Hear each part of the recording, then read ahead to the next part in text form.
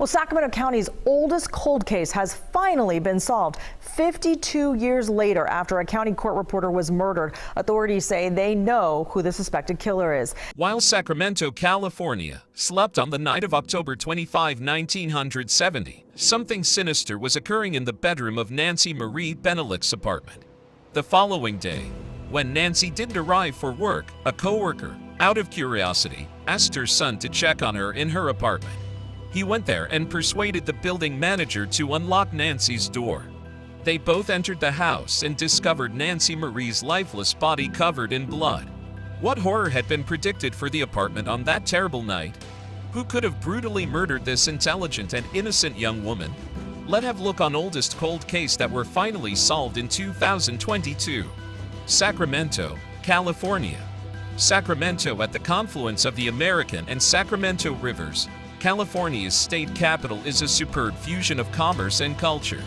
Although Sacramento is one of the best places to live in the United States due to the relief provided by the surrounding greenery, Nancy Bennallack did not feel safe there on the fateful night of October 25, 1970. The Bennallack family's world was turned upside down by the night, which brought a cloud of darkness into it. Nancy Marie Bennallack. Around 1970, Nancy Marie Bennallack was born on June 13, 1942, in Nevada, California. Nancy, a 28-year-old woman, shared an apartment building with her cat on Arden Way, Bell Street in Sacramento. Nancy resided in beautiful apartment number 17, which was located on the second floor, while she worked as a court reporter for the Sacramento District Court. Currently, we don't know a lot about Nancy's family, but we do know that she had a sister named Linda who constantly spoiled and adored Nancy. The happiest time for Nancy was the fall of 1970, when she was joyfully engaged to Ferris and Salami. Salami, who served as the chief public defender at the Sacramento District Court. It was the same courthouse where Nancy worked. She was happily engaged and planning to wed on November 28 of that same year. This was a time when the happy couple was spending a lot of time together. Ferris Salami and Nancy Bennallack went out to dinner one fateful October night after spending the evening together. After spending some time chatting, when they got back to Nancy's apartment, Salami made the decision to head back to his own house when she fell asleep. Salami left the Bell Street apartment at 11:30 p.m. with a sliding glass door slightly ajar so that Nancy's cat could enter and exit throughout the night. That night, he simply followed Nancy's habit because it was her custom. He had no idea that it would be the last time he ever saw his fiancée. But it was the last time anyone had ever seen Nancy Marie Bennallack alive. Coworkers eventually started to worry when Nancy failed to arrive for work on October 26, 1970. It was uncharacteristic of her to cancel without informing anyone in advance. Jola Moncrief, a friend and coworker of Nancy, requested that her son Jack visit Nancy at her apartment to see how she was doing. He repeatedly knocked on the door, but no one answered.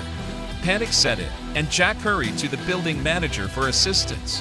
After explaining the circumstances, Jack was able to persuade the manager to unlock the door to Nancy's apartment, despite his initial reluctance.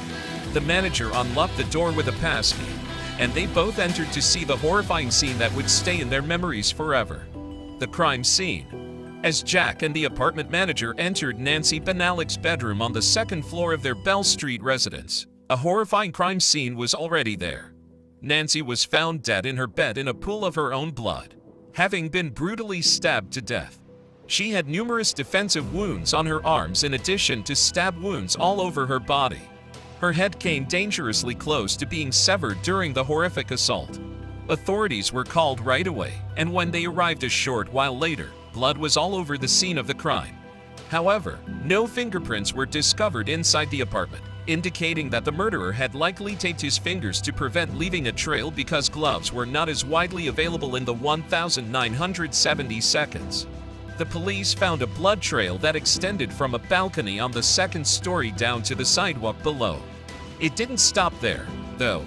It continued along the sidewalk to two additional apartment buildings before coming to an end in the parking lot.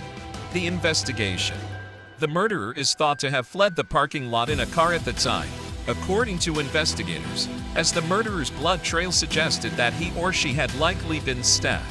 The medical examiner's office received Nancy's body to conduct a more thorough examination. Investigators believe Nancy was killed between midnight on October 25 and the early hours of October 26, 1970. They had come to the conclusion that Nancy had more than 30 stab wounds all over her body. Despite the blood evidence, no suspects were ever identified despite speaking with more than 500 people within a month of the murder. Seeing so much agony, no one knew who could have treated Nancy so brutally, and Nancy had no known enemies. Crime scene analysis revealed how the suspect entered her apartment, though the motive for this was unclear. Investigators think the suspect was a quick individual who scaled the balcony of the second story and walked through the slightly ajar door into Nancy's room. On Nancy's hands and arms, numerous defensive wounds were discovered, demonstrating the fierce resistance she put up before losing the fight. Maybe the murderer was hurt in that way during the attack, leaving a blood trail in his wake. In the 1970 seconds, because technology was not as advanced as it is today, they could only determine a person's blood group from the blood left at the crime scene. However, without any other reliable evidence or leads, the case was closed. Naturally, some things were done over the years, but families and friends had to wait a long time before the murder was finally solved.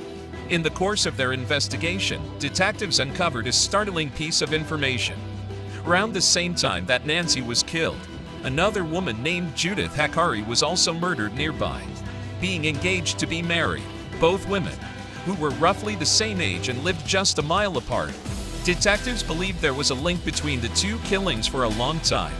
However, there was never any physical proof to support this theory. It was rumored that both women were victims of the infamous Zodiac Killer. Judith Hikari's murder has sadly remained unsolved up until this point. In 2004, a DNA profile was created from blood collected from the crime scene and uploaded to the state and national CODIS databases, but it produced no matches with any offender's profile. While the family was in shock over Nancy's passing, nothing could stop the case from going cold. The same technology that was used to identify the notorious Golden State Killer was used by detectives from the Sacramento County Sheriff's Cold Case Team and District Attorney's Office to launch a forensic genetic genealogy investigation 15 years later, in November 2019. An open-source genealogy website was used to upload the DNA profile in order to help the detectives identify potential relatives of the suspect. Finally, on July 21, 2022, a verdict was announced after 3 more years of waiting, naming Richard John Davis as the murderer of 28-year-old Nancy Marie Bennallack. Anne Marie Schubert, the Sacramento County District Attorney, stated in the media in reference to the decades-old case that science has advanced over the course of the past 50 years, Richard John Davis. Richard John Davis, who was 27 years old at the time of the crime and shared an apartment building with Nancy but lived in apartment number 23, was born on March 22, 1943. In a press conference regarding the motive for the murder, retired detective Mickey Link stated that Richard Davis intended to do what he did that day. They were on opposite ends of a pool, and Nancy's apartment could be seen across the pool from Davis' apartment. On the night of the murder, he climbed the balcony and broke into Nancy's apartment. He taped masking tape over each of his fingers to hide his prints, showing that premeditation was involved. Detectives made the assumption that Richard may have had a crush on his neighbor Nancy and killed her after finding out about her marriage, even though no one could be certain. Out of the 500 people the sheriff's office questioned in the first month after the murder, Schubert was informed. Davis and his roommate were both present, but they both gave convincing explanations for their presence. Davis had no prior convictions other than a charge of driving under the influence, which is probably why there was no DNA match in the CODIS database at the beginning of the investigation. Aftermath. The family of Nancy had given up hope that this case would ever be solved, and so had Mr. Salami, Nancy's then fiancé. However, in 2022, the oldest cold case in Sacramento County was finally solved after 52 long years. Ferris Salami, who passed away from leukemia at age 84 on February 2, 2014, was unable to witness this eagerly anticipated day. Nancy will always be remembered, Schubert told reporters as Nancy's sister Linda Cox and her husband Tom Cox sat next to her at the press conference. I told Linda and Tom she was always at the top of the list at the sheriff's office and our office in the crime lab and so many other people. However, the offender Richard Davis would escape punishment because he passed away on November 2, 1997, at the age of 54, from illness brought on by alcoholism. According to Mickey Lynx, who spoke to the media, the serial killer would have been charged with premeditated murder if still alive. Unfortunately, there won't be any legal justice, but Linda and Tom, I hope this brings you some peace, said Mickey Lynx regrettably. After nearly 52 years of missing my sister, we owe Mickey Lynx so much, Linda Cox wrote in a signed statement, after almost 52 years of missing my sister. How many times have my husband and I said that Nancy would have loved our ranch with all of our animals and its vast open spaces. Sharing with our kids and grandkids has been sorely missed. Closure. Nancy's family was never given the chance to see the person who killed their loved one in prison, but they were still able to make amends thanks to the closure they were given. Although the offender avoided receiving a fatal sentence, we can only hope that he had to answer to a higher power for his crimes. Do you think if not for forensic DNA technology would this crime have ever been solved? Let us know in the comment section what your insight is into this tragic case.